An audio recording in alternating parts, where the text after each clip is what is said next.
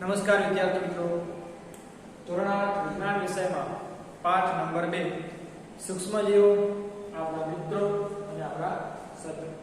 આ પાઠમાં અગાઉના લેક્ચરમાં આપણે રોગકારક સૂક્ષ્મજીવો એટલે કે સૂક્ષ્મજીવોની કેટલીક હાનિકારક અસરોમાં રોગકારક સૂક્ષ્મજીવો કોને કહેવાય, એ આપણા શરીરમાં કેવી રીતે પ્રવેશે છે અને એને આપણે આપણા શરીરમાંથી પ્રવેશતા કેવી રીતે અટકાવી શકીએ એના માટેના કેટલાક ઉપાયો આપણે શીખેલા.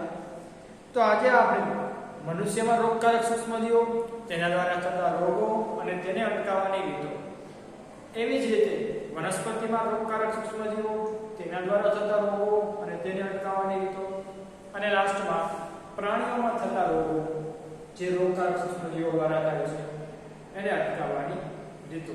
આ ત્રણ વસ્તુ વિશે આજે ચર્ચા કરવાની છે કે મનુષ્ય, પ્રાણી અને વનસ્પતિમાં કયા કયા સૂક્ષ્મજીવો દ્વારા રોગો થાય છે અને રોગને કઈ રીતે અટકાવી શકાય છે. તો સૌપ્રથમ જોઈએ મનુષ્યમાં સૂક્ષ્મજીવો દ્વારા થતા કેટલાક સામાન્ય રોગો. તેને કોષ્ટક સ્વરૂપે આપણા પાઠ્યપુસ્તકમાં આપેલા છે. મનુષ્યમાં સૂક્ષ્મજીવો દ્વારા થતા કેટલાક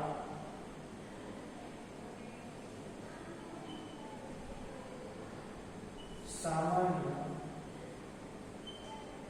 રોગ. કયા રોગ એવા છે કે જે મનુષ્યના શરીરમાં સૂક્ષ્મજીવો દ્વારા થાય છે, એની માટે એક કોષ્ટક આપણા પાઠ્યપુસ્તકમાં આપેલું છે. એક કોષ્ટક આપણે અહીંયા બનાવીશું અને એના દ્વારા આપણે સમજીશું કયા રોગો સૂક્ષ્મજીવો દ્વારા મનુષ્યના શરીરમાં જોવા મળે છે. તો કોષ્ટકમાં જે પહેલી કોલમ છે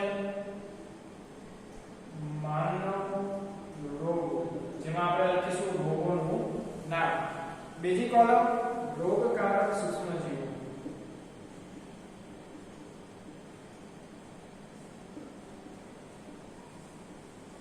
જેમાં કયા સૂક્ષ્મજીવ દ્વારા રોગ થાય છે તે લખવાનું છે. એના પછી છે ફેલાવવાની રીત,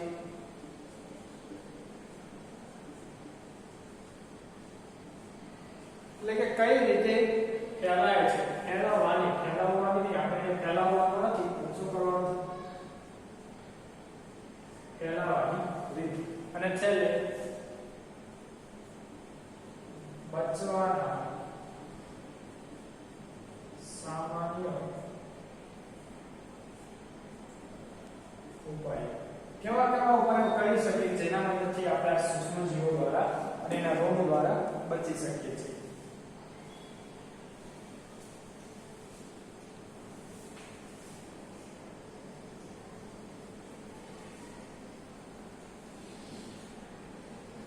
તમારે પણ આ કોષ્ટક તમારી CW માં બનાવવાનું છે. કોષ્ટક આપણે આપી દીધેલું છે. જેમાં જે આપણી પાઠ્યપુસ્તક છે એમાં કોષ્ટક આપેલું છે, તેમાંથી જોઈને તમારે તમારી CW માં આવું વાચ કોષ્ટક બનાવવાનું છે. વનસ્પતિ માટે પણ, પ્રાણી માટે પણ અને મનુષ્ય માટે પણ. સૌપ્રથમ રોગ જોઈએ ટ્યુબરક્યુલોસિસ, જેને ફેફસાનો ક્ષય અથવા તો TB તરીકે ઓળખવામાં આવે છે. રોગનું નામ છે ટ્યુબરક્યુલોસિસ. આના બીજા નામ ક્યાં છે? TB અને ક્ષય. ટ્યુબરક્યુલોસિસ ના બીજા નામ છે TB અને ક્ષય જે છે એના બીજા બે નામ છે, એ પણ આપણે યાદ રાખવાના છે. તો ટ્યુબરક્યુલોસિસ કયા પ્રકારના સૂક્ષ્મજીવો દ્વારા થતો રોગ છે? તો તે બેક્ટેરિયા દ્વારા થાય છે. બેક્ટેરિયા જે છે એના દ્વારા રોગ થાય છે. ફેલાવવાની રીત તો તે હવા દ્વારા ફેલાય છે. આના બેક્ટેરિયા શેના દ્વારા ફેલાય છે? હવા દ્વારા. એના બેક્ટેરિયા હવામાં રહેલા હોય, એક વ્યક્તિ જ્યારે છીંક ખાય ત્યારે એના બેક્ટેરિયા હવામાં ભળી જાય છે અને બીજા વ્યક્તિના શરીરમાં એ પ્રવેશે. ફેલાવવાની રીત શું કહેવાય? હવા દ્વારા ફેલાય છે. બચવાના સામાન્ય ઉપાયો તો જે દર્દી હોય એને અન્ય વ્યક્તિથી સંપૂર્ણ અલગ રાખો. દર્દીને અન્ય વ્યક્તિઓથી સંપૂર્ણ અલગ રાખો. કેમ અલગ રાખો? કારણ કે એના શ્વાસોશ્વાસ અન્ય વ્યક્તિના શ્વાસોશ્વાસમાં ન ભળી જાય એટલા માટે. એટલે હવા દ્વારા રોગ ફેલાઈ શકતો નથી જો દર્દીને આપણે અલગ રાખેલો હોય તો. ત્યારબાદ બીજો રોગ છે ઓરી, અસબડા અને પોલિયો. તો આ ત્રણ રોગ આપણે સાથે જોઈએ કારણ કે ત્રણેયની બચવાના સામાન્ય ઉપાયો સરખા છે. ઓરી, અસબડા અને પોલિયો આ ત્રણ રોગ શેના દ્વારા ફેલાય છે? તો ત્રણ રોગ જે છે એ વાયરસ દ્વારા ફેલાતા રોગ છે. શેના દ્વારા? જે વાયરસ હોય એના દ્વારા ઓરી, અસબડા અને પોલિયો રોગ થાય છે. સૂક્ષ્મજીવ કોણ? વાયરસ. ફેલાવાની રીત જોઈએ તો હવા દ્વારા. ઓરી જે છે એના વાયરસ શેના દ્વારા ફેલાય છે? હવા દ્વારા. અસબડાના વાયરસ જે છે એ હવા દ્વારા પણ ફેલાય અને સંપર્ક દ્વારા પણ ફેલાય. એટલે કે કોઈ વ્યક્તિને અછબડા નીકળ્યા હોય, અછબડા રોગ તમે જોયો હશે કે આપણા શરીર ઉપર ઝામટા થઈ જાય અને સાથે સાથે તાવ પણ આવે.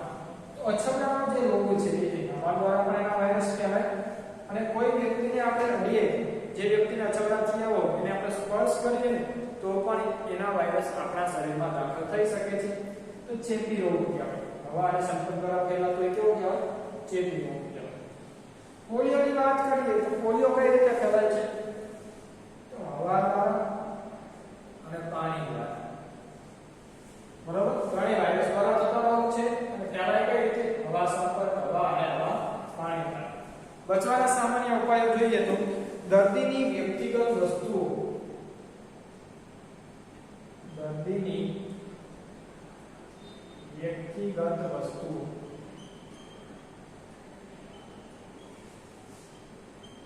અન્ય વ્યક્તિઓથી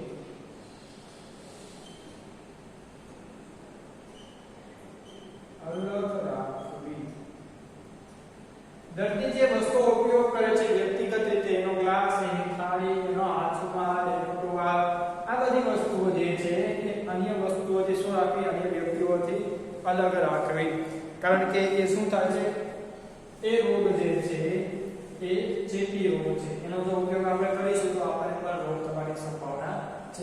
એટલે વસ્તુઓને અલગ રાખવી. અને પોલિયો જે રોગ છે એનાથી અટકાવવાનો બચાવનો સામાન્ય ઉપાય કઈ? તો યોગ્ય ઉંમરે રસી મુકાવવી. પોલિયોથી બચવા શું કરવું પડે? યોગ્ય ઉંમરે રસી મુકાવવી જોઈએ. તમે જોયું હોય કે નાનપણમાં અમુક ઉંમરે તમને પોલિયોના ટીપા પીવડાવવામાં આવતા. તો પોલિયોના ટીપા જે છે રસી તરીકે કાર્ય કરે છે. પોલિયોના ટીપા શા માટે પીવડાવવામાં આવે છે? કે ભવિષ્યમાં તમારા શરીરમાં પોલિયોના વાયરસ પ્રવેશ ના કરી શકે અને જો પ્રવેશ પણ કરે તો પણ એ તમારા શરીરમાં પોલિયો રોગ દાખલ કરી શકતો નથી. તો પહેલેથી જ તમને રસી આપી દેવામાં આવેલી હોય. યોગ્ય ઉંમર એટલે અમુક ઉંમર નિશ્ચિત હોય કે આ રસી જે છે આટલા વર્ષની ઉંમરે જ આપવી. તો તમને યોગ્ય ઉંમરે રસી આપેલી હોય તો તમને પોલિયોનો રોગ થતો નથી. તો આ વાત કરી આપણે કેટલા સામાન્ય મનુષ્યમાં થતા રોગ. હવે એમાં બીજા બે પ્રકારના રોગ છે. બેક્ટેરિયા દ્વારા થતા. આ આપણે જોયા વાયરસ દ્વારા થતા રોગ. આનું જૂથ અલગ છે. તો બીજા જૂથના રોગોની વાત કરીએ જે બેક્ટેરિયા દ્વારા થાય છે. એમાં કયા કયા છે? કોલેરા અને ટાઇફોઇડ. કોલેરા અને ટાઇફોઇડ. કોલેરા અને ટાઇફોઇડ બે રોગ જે છે એ બે રોગ બેક્ટેરિયા દ્વારા થતા રોગો છે. સૂક્ષ્મજીવો કયા? બેક્ટેરિયા. બંને બેક્ટેરિયા દ્વારા થતા રોગો છે. તો આ રોગ માટે જવાબદાર બેક્ટેરિયા કઈ રીતે ફેલાય છે અને ફેલાવાની રીતમાં તમે જુઓ તો બંને રોગમાં એક જવાબદાર કારણ જે છે પાણી છે. ફેલાવાની રીત બંનેમાં પાણી છે. જેમાં કોલેરા બેક્ટેરિયા જે છે એ પાણી અને ખોરાક દ્વારા પણ ફેલાય છે. કોલેરાનો જે રોગ છે એ તમને ઝાડા, ઉલટી જેવા લક્ષણો જોવા મળે. એ રોગના બેક્ટેરિયા શેમાં હોય? દૂષિત પાણીમાં હોય, દૂષિત ખોરાકમાં હોય. એ જેને આપણે લઈએ છીએ ત્યારે આપણા શરીરમાં કોલેરાના રોગ માટે જવાબદાર બેક્ટેરિયા પ્રવેશ કરે છે. કોની સાથે? પાણી અને ખોરાકની સાથે. જેના લીધે આપણા શરીરમાં કોલેરા રોગ થઈ શકે છે. તો ફેલાવાની રીતમાં આપણે શું જોયું? પાણી અને ખોરાક દ્વારા ફેલાય છે.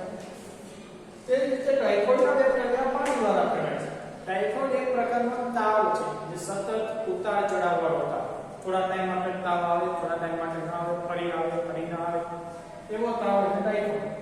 ટાઇફોઇડ ક્યાંથી ફેલાય? બેક્ટેરિયા દ્વારા પાણીમાંથી ફેલાય. તો આનાથી બચવા માટે કેવા ઉપાયો કરવા જોઈએ? તો વ્યક્તિગત સ્વચ્છતા રાખવી જોઈએ અને યોગ્ય રીતે રાંધેલો અને ખોરાક લેવો. કેવા ઉપાય કરાય? વ્યક્તિગત સ્વચ્છતા રાખવી. વ્યક્તિગત સ્વચ્છતા રાખવી એટલે આજુબાજુ સ્વચ્છતા રાખવી, પછી તેના શરીરને સ્વચ્છ રાખવું, પોતાના કપડાં સ્વચ્છ પહેરવા, આ બધી વ્યક્તિગત સ્વચ્છતા છે. તો વ્યક્તિગત સ્વચ્છતા રાખવી. ત્યારબાદ ઉકાળેલું પાણી પીવું. આપણે અગાઉ વાત કરી છે કે પાણી દ્વારા જે ફેલાતા રોગ છે એને અટકાવવા શું કરી શકાય? પાણીને ઉકાળીને પીવું. કારણ કે બેક્ટેરિયા જો પાણીમાં હોય તો આપણે જો ઉકાળીએ તો બહુ વધારે ગરમીના કારણે બેક્ટેરિયા મૃત્યુ પામે છે. તો જો ઉકાળીને પાણી પીશું તો આપણે કોલેરા અને ટાઇફોઇડથી જે બેક્ટેરિયા છે એનાથી આપણા શરીરને બચાવી શકીએ. તો એક બચાવનો ઉપાય, જ્યારે પણ તમે પાણી પીવો એ દૂષિત લાગતું હોય તો ઉકાળીને પીવું. પછી યોગ્ય રીતે રાંધેલું ખોરાક ખાવો. યોગ્ય રીતે રાંધેલું એટલે કાચા ફળો ને બધું ઓછું ખાવું, કાચા શાકભાજી ના ખાવા, યોગ્ય રીતે રંધાયેલો, શેકેલો, બાફેલો ખોરાક ખાવો જોઈએ. યોગ્ય રીતે રાંધેલો ખોરાક હોય એમાં પણ ગરમીને કારણે બેક્ટેરિયા મૃત્યુ પામે છે, જેથી ખોરાક દ્વારા આપણા શરીરમાં પ્રવેશ કરતા નથી. હજુ એક લખી શકીએ, વાસી ખોરાક ન ખાવો. વાસી ખોરાકમાં શું હોય કે વાસી ખોરાકનું વિઘટન કરવા બેક્ટેરિયા લાગી ગયા હોય, પછી આપણે ખોરાક ખાઈએ તો એ બેક્ટેરિયા આપણા શરીરમાં પ્રવેશીને ટાઇફોઇડ રોગ માટે જવાબદાર બને છે. તેઓ વાસી ખોરાક ખાવો જોઈએ નહીં, તો આપણે કોલેરા અને ટાઇફોઇડના બેક્ટેરિયાથી આપણા શરીરને બચાવી શકીશું. તો બીજા પ્રકારનો રોગ જોયો. ત્રીજા પ્રકારનો રોગ જોઈએ આપણે. આ બે રોગ જોઈ લીધા અને અલગ શા માટે દેખા? કારણ કે બંને પાણી દ્વારા ફેલાતા રોગ છે એટલા માટે, અને બંને બેક્ટેરિયા દ્વારા ફેલાતા રોગ છે. હવે જે રોગ છે એનું નામ છે હિપેટાઇટિસ A. હવે હિપેટાઇટિસ A એ રોગ પણ છે અને એનો વાયરસ પણ એ છે. કયો? Hepatitis A. નામ નથી આવે હિપેટાઇટિસ A. હિપેટાઇટિસ A કયા રોગ તરીકે ઓળખાય છે? કમળો નામ તમે સાંભળ્યું છે. કમળો, જેને આપણે પીળો કહીએ, પીળા રંગનો તાવ, એનાથી આંખો પીળી પડી જાય, આપણું શરીર પીળું પડી જાય અને તાવ. આ જે કમળો જે છે એ વાયરસ દ્વારા થતો રોગ છે. કયા વાયરસ દ્વારા?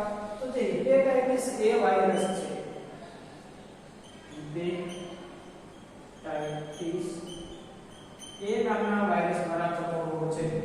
એ નામ છે કમળો. આ કમળો રોગ ક્યાંથી ફેલાય છે? હિપેટાઇટિસ A ના વાયરસ એ ફેલાવાની રીત શું છે? તો પાણી દ્વારા ફેલાય છે. આના વાયરસ શેમાં રહેલા હોય? દૂષિત પાણીમાં રહેલા હોય છે. તો એનાથી બચવા શું કરી શકીએ? તો આપણે પહેલા પણ કીધું કે દૂષિત પાણીથી બચવું હોય તો તમે શું કરી શકો? પાણી ઉકાળી પીવું જોઈએ. પાણી ઉકાળીને પીવું. આ ઉપરાંત હિપેટાઇટિસ A વાયરસને ની સામે રક્ષણ આપવા માટે અત્યારે રસી પણ ઉપલબ્ધ છે. તો બીજું શું કરી શકીએ? રસી મુકાવવી.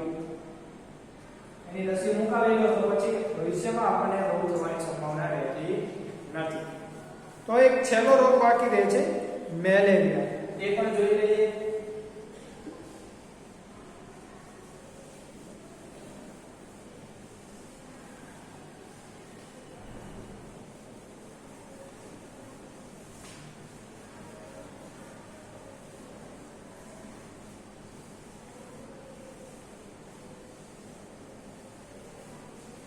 મેલેરિયા જે રોગ છે એ પ્રજીવ દ્વારા થતો રોગ છે.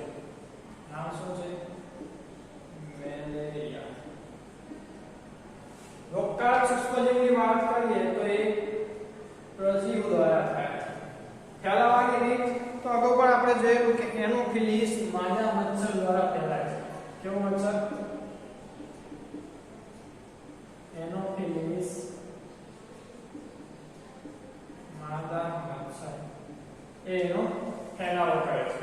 બચવાના સામાન્ય ઉપાયો તો મચ્છરદાનીનો ઉપયોગ કરો, પાણી જ્યાં ભરાઈ રહેતું હોય એને દૂર કરો, પાણીમાં કીટનાશકનો છંટકાવ કરવો અને મચ્છરના પ્રજનનને અટકાવો. ટૂંકમાં પાણીનો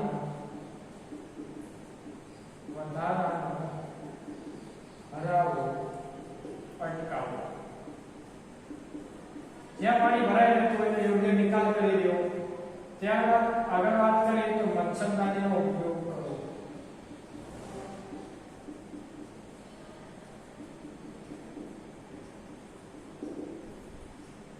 પાણીમાં યોગ્ય કીટનાશકોનો છંટકાવ કરવો.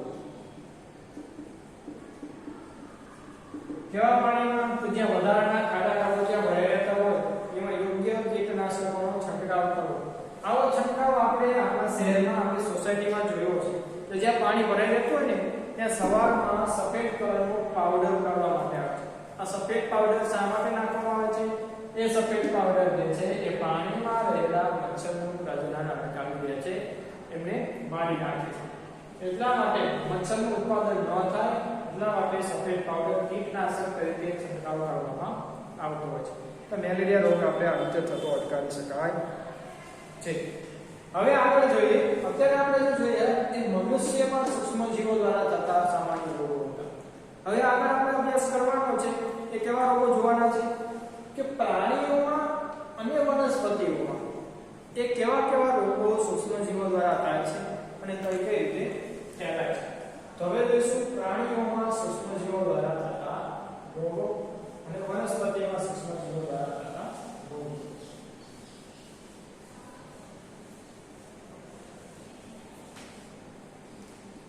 તો પહેલા જે પ્રાણીઓમાં રોગકારક સૂક્ષ્મજીવો અને તેના દ્વારા થતા રોગો.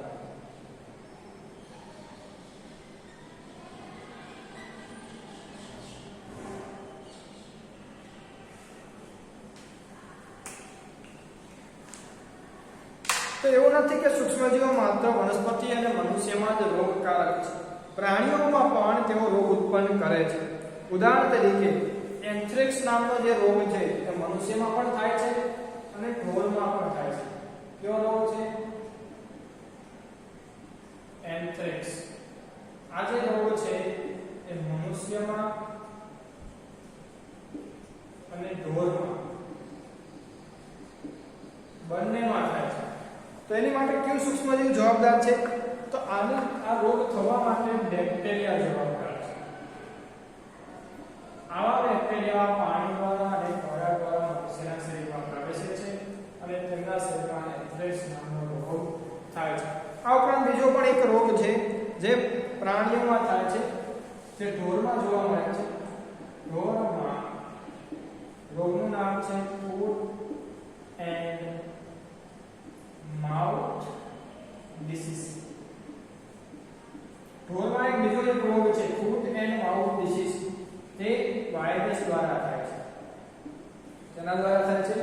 વાયરસ દ્વારા થતો રોગ છે અને એ ઢોરમાં જોવા મળે છે. આના લક્ષણો કેવા હોય કે ફૂટ એન્ડ માઉથ ડિસીઝમાં પ્રાણીઓના પગ, એટલે કે ઢોરના પગ અને એનું ગળું એ સૂજી જાય છે, બહુ વધારે સૂજીને મોટું બની જાય છે. તો આ જે રોગ છે એ ઢોરમાં જોવા મળે છે અને વાયરસ દ્વારા થાય છે. અને ઢોરમાં બીજો રોગ કયો જોવા મળ્યો? એન્થ્રેક્સ. એ કોના દ્વારા થાય છે? બેક્ટેરિયા દ્વારા. તો પરીક્ષામાં તમને પૂછે કે ઢોરમાં થતા બે રોગ જણાવો અને એ રોગ માટે જવાબદાર સૂક્ષ્મજીવો ક્યાં છે એ જણાવો. તો શું આવશે આપણું? એન્થ્રેક્સ અને ફૂટ એન્ડ માઉથ ડિસીઝ એ ઢોરમાં થતા રોગ છે, જેમાં એન્થ્રેક્સ રોગ જે છે બેક્ટેરિયા દ્વારા થાય છે અને વાયરસ દ્વારા ફૂટ એન્ડ માઉથ ડિસીઝ નામનો રોગ થાય છે.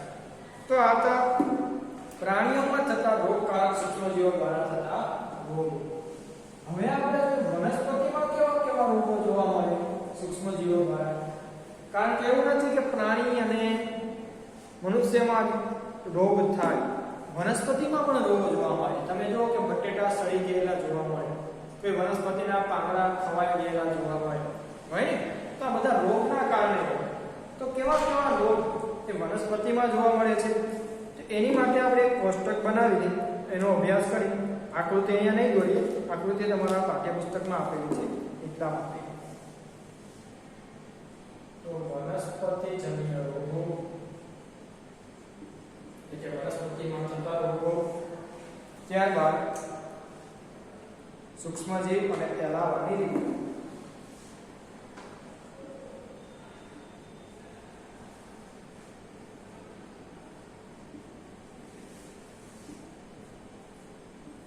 રોગોના નામ, સૂક્ષ્મજીવ અને એના ફેલાવાની રીત.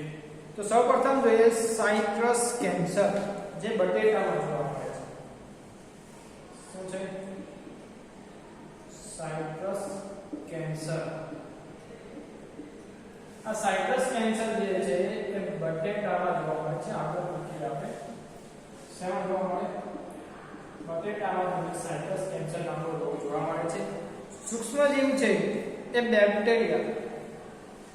બેક્ટેરિયા દ્વારા સાઇટ્રસ કેન્સર બટેટામાં થાય. હવે ફેલાવાની રીત, તો એના બેક્ટેરિયા હવા દ્વારા ફેલાય છે.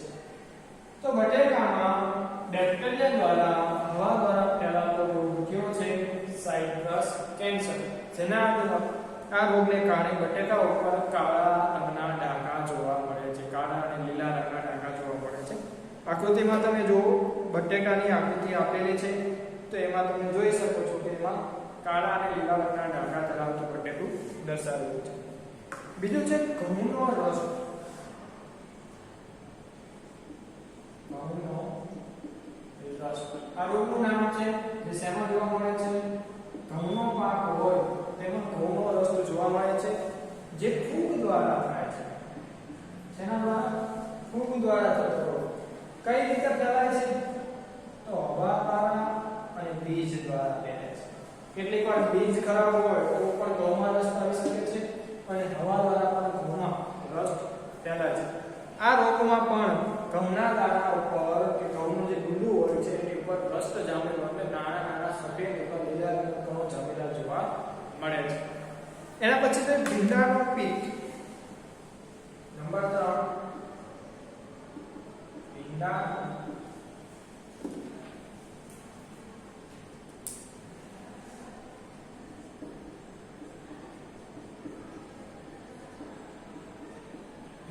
પીઠ. આ જે